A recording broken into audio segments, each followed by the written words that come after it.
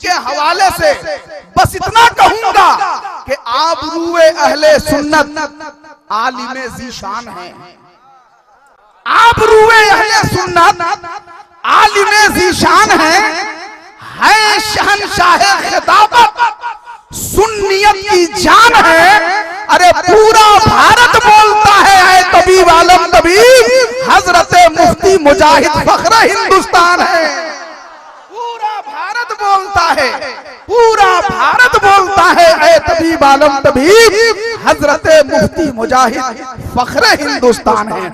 आइए उस जाते मुकद्दस के नाम का नारा लगाएं और पूरा मजमा झूम कर अल्लामा मुफ्ती मुजाहिद हुसैन साहब क़िबला मुनासिर अहले सुन्नत का इस्तकबाल करें।